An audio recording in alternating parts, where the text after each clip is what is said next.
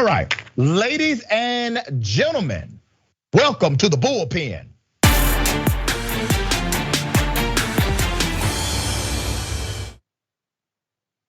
Yep, I got the big homie. Joining me again, Armstrong Williams. Mr. Williams is a nationally syndicated television, has a nationally syndicated television show, Williams Daily Show, Sinclair Broadcast Network affiliates, the Armstrong Williams Show.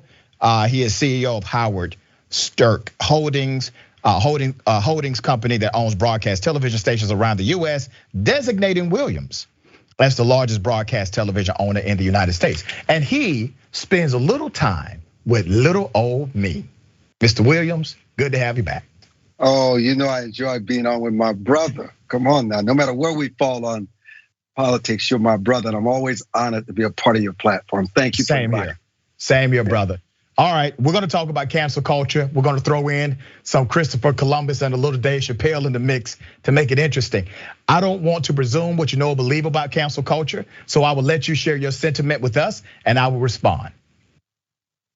Well, you know, cancel culture, Dr. Rashad, is nothing new. When you go back to the French Revolution and people did not share their ideology and they destroyed people. I mean, you go back to the slave liberators and there were people who would liberate the slaves and escort them to freedom. And when they were caught, they were canceled, they were killed, the liberator and the slaves.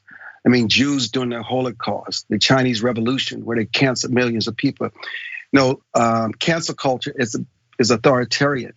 You can either cancel someone's way of life, or you can commit mass murders of people who you just don't like the way they think or the way they agree with you, and you just can kill them, and you call it a cleansing.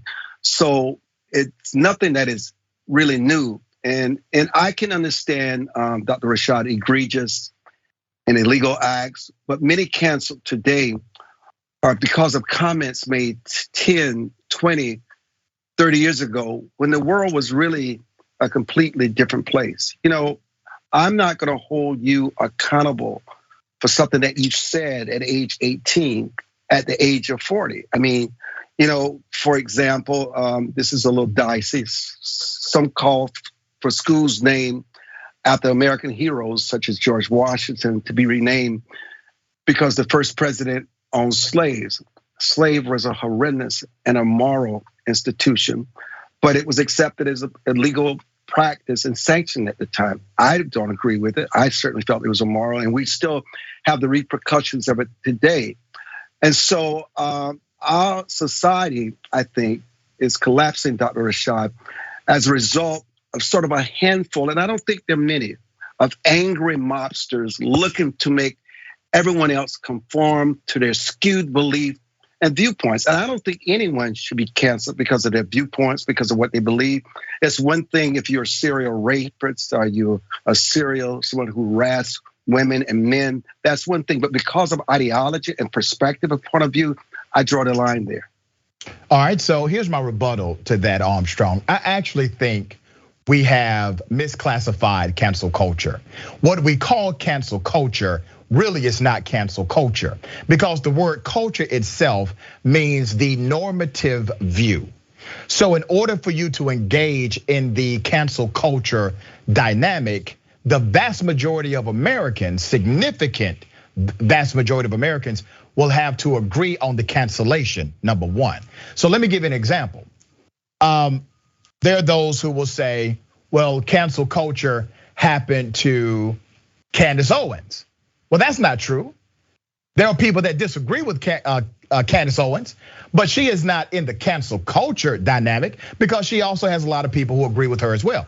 That's in the social context. And brother, I do think it's a stretch when we call cancel culture war culture or colonizer culture, because those are some of the dynamics that you just described. I think cancel culture is exclusively a social dynamic. The designation of the terminology is a social dynamic that seeks to categorize what happened socially. And why do we do that? Well, because of the advent of social media, we now have this opportunity to engage in these dialogues lightning speed, right? Information going out immediate. We want to be first rather than be right. And we are able to tell a lot of people our opinion at one time. So there's a terminology when a lot of people disagree with someone, and it's called cancel culture. There are some people who deserve to be canceled, I believe. And there's some people who deserve to be rewritten in the context of history. Christopher Columbus, for example. I don't know how you feel about Christopher Columbus, but I know you know good and damn well he didn't discover America. He has some contributions. He also has some faults. I think the truth should prevail in how we discuss individuals like Christopher Columbus. But you have this movement.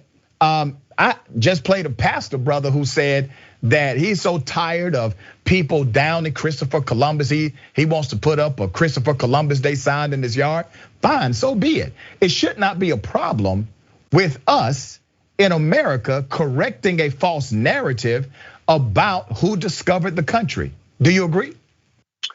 Listen, I'm gonna respectfully challenge you. Cancel culture can exist in rumors, whispers, and smear campaigns, and censorship and retribution are far worse when they're sponsored, tactically sanctioned, sort of by the state under totalitarianism governments, or the blacklisting, sort of barring for employment of suspected communists in the United States, which happened during the 1940s and 50s, which was a collaborative effort, sort of between the House Un-American Activities Committee and others. And while you may not want to call it cancel culture, it's when you have no tolerance of someone's way of life, of their belief system, of them as a human being. When you cancel them, when you bonded and place them in bondage, you call it slavery, you place it in Holocaust. You dehumanize them. You take away their humanity. You take away the greatest gift that God has given them. In other words, you cancel them. It's why we continue to have all these isms in society today, because our brothers did not understand where they realized in their rebellion against the British Empire, because they realized that they wanted them to pay these taxes. They wanted them to work like slaves and be anything less than something to the same level of chattel. They said, we're not going to take this to dehumanize it anymore. We're more than that. We're better than that. But the problem is, when they were able to get that freedom and that liberation, they became worse than that which they were liberated from. They learned nothing from it. And so you may not want to call it cancel culture, but I do believe that it can cost millions of people their lives, because you don't want them challenging the state. You don't want them to point out your double standards. You don't want them to point out your greed. And I know I make such a very stark trans sort of definition of where cancel culture can lead. I mean, I remember this, Dr. Rashad, sticks and stones may break my bones, but words will never break me. However, this has lost meaning today as mere words. Listen, mere words today cause people to do terrible, rude, malicious, and vicious things. I mean, our society is not what it used to be. And with the advent of social media, yes, it comes to us much faster. Our children are able to digest it. They're able to become this. They're able to watch these vicious and war game videos, and they believe they can act this out because they don't have the parents in the house to necessarily guide their morality, to teach them right from wrong. So cancel culture can be many, many, many things. And you may not like the sound of it, but I will tell you, cancel culture existed long ago. They just happen to call it something different. Sure. And that's why I make the proclamation to my college students that cancel culture is just a new terminology for a very social human dynamic. In other words, no matter what societal era you live in, you will have an expression of cancel culture present in that social era. And watch how it happens on both sides. You said something really interesting. You said the terminology just now, way of life, that people are being canceled for their way of life. Well, take that to the LGBTQ community. They many times experience cancellation or cancel culture because of their defined way of life. And let me take you to Donald Trump when he was president. Well, this was a sitting US president who decided to utilize the weight of the White House, to utilize the institution of the presidency to cancel Colin Kaepernick. He had rallies where he spoke about Colin Kaepernick for damn near 30 minutes. Called them SOBs, told what the owners what to do with people like him. That to me is a semblance of cancel culture based on your definition of cancel culture as well, because he disagreed with a particular peaceful protest of Colin Kaepernick contextualized in a football game. Okay, had nothing to do with the government, had nothing to do with policy that he dealt with. It had everything to do with peaceful protest and to transform a policy from a grassroots standpoint. But you had the president of the United States engaging in that activity, but he's the first one to cry that he's being canceled when he in fact made a routine out of attempting to cancel others inside of his own party and those who are social advocates outside of his party. So I want to go ahead. I want to inject here because you know what? Okay. I love it when people make me think and make me reflect. And you make a very good point. One that I agree with, and another I'm going to challenge you on, and that is he talked about Colin Kaepernick because he was so irritated and disgusted by him. He wanted to just ruin his way of life, his way of income, his existence. And then he wanted people to feel the way he wanted, the way he felt. He took his feelings about Colin Kaepernick and he put that on the people that looked up to him and trusted him. And that's exactly what it is. He wanted him canceled. You're right. When he used the term SOBs, he's marginalizing those athletes. So you're absolutely right. But you cannot compare that to the LBGT community when someone like David Chapelle makes a statement saying clearly, a man can never have a baby. That no baby has ever come out the womb of a man. It is one thing when you speak truth. Sometimes, and I don't think, and you have to separate the LBGT community from people who are in same-sex marriages, the homosexual community. Sometimes people want to feel as though they are normal, as though they're equal, and you got to feel that way yourself. You got to feel good about yourself. If you choose to go through that exercise of going from a man to a woman for a man, you got to understand there are also certain repercussions that come from that. I watched Dave Chappelle's Netflix special, and I got to tell you, whether you like it or not, what he said, it was not offensive, it was not homophobic, it was not degrading. Sometimes there are certain people who don't want you to speak the truth, and they believe if you say any little thing against the transgender community, they're gonna pounce on you, they're gonna cancel you, and they put fear in you. But you know what? Any organization, any group is open to criticism. And the bottom line is to go out and try to cancel them and to say they're homophobic, anti-transgender. None of that existed in the Dave Chappelle special, none of it. Okay, let me push back on some of that.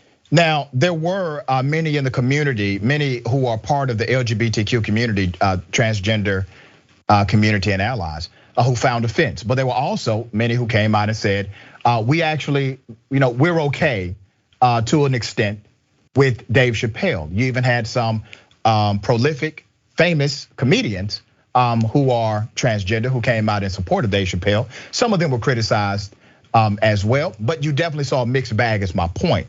Now, here's how this works. When you offer a comment for public record, that's what you do at a comedy show. You are offering commentary for public record. You can expect one of two things, public ridicule or public praise. That's how it works. When I come on this platform, whatever I say, I expect someone to give me support for it or for someone to say, I completely disagree with you, okay? And sometimes people take actual offense to it. I've made jokes on this platform that I've apologized for, okay? That I, in hindsight, said, you know what? That really was insensitive, how I put that. And that's just me being an authentic individual. But that's the push and pull of consumerism, more so than anything else. And let me bring this to your attention, because to this day, and I gotta talk about our dear brother Bill Maher. And I know I have a lot of people that are fans of Bill Maher. I stopped watching Bill Maher. I actually subscribed to HBO because of Bill Maher years ago. I stopped watching Bill Maher. Bill Maher, he started to do, in my opinion, more disruption for the progressive community. And then the straw that broke the camel's back is when Bill Maher said the N-word. Mr. Armstrong, do you remember that? Yes, I was offended by it. I wrote a column on it. You know what? I used to go on this show all the time, Dr. Rashad, And once I wrote that piece, I was never invited back. I wrote a harsh piece. I absolutely didn't like it. You and I agree there. Absolutely. All right, and let me tell you, there's a YouTube video somewhere in the YouTube universe. I did a commentary on my radio show about Bill Maher saying the N-word and how I was offended and how we are giving him a pass because he's Bill Maher. Now remember, if Bill O'Reilly would have said it, completely different response, right? So I get that point of view, but once again, it's about who consumes the information that individuals are distributing. The people that consume the information of Bill Maher, they were okay with him saying the N-word, making an apology, and continuing to move on. He did the little skit with Ice Cube, and Ice Cube said, I knew you were gonna F up sooner or later, right? So that kind of gave him his, I don't know, remedy for saying the N-word. But brother, my underlying point here, my main point here, is that what you all call cancel culture is really just a human expression.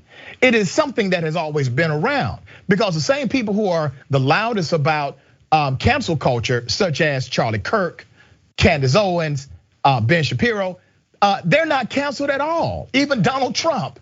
These individuals have not been canceled. They're disliked, yes, and they are disagreed with, yes, but that is the common societal push and pull, brother. What's the difference? Why is it a big deal? You make another point that I must build on. If you think about it today, in today's cancel culture, very few have really been canceled. That's right. Very few. I mean, I remember this conversation was being had decades ago, Dr. Ritchie, when this was happening in communist China. And the New York Times wrote this piece that it could never happen in the United States, that Americans would never tolerate this kind of cancellation, this kind of thinking, this kind of way, this kind of mood. And here we are today, and it's exactly what is happening today. And literally, we're just on the surface of it, but you're right. And even for those that may have been canceled, and we have to give a term to everything, but for those that were temporarily canceled, not only did they get their way of life back, they come back even better. That's right. Yes, it's true. So you agree with my initial sentiment, my initial analysis of this, that the terminology cancel culture has really been overused, overapplied. And abused. Okay, yeah. I'm with it, brother. Look at that. All right, man, we're out of time, but Mr. Armstrong, I gotta tell you, brother, you are a credible messenger for your side of the political equation. Always good to have open-minded, free dialogue with you. Every time I'm with you, I learn something new every single time.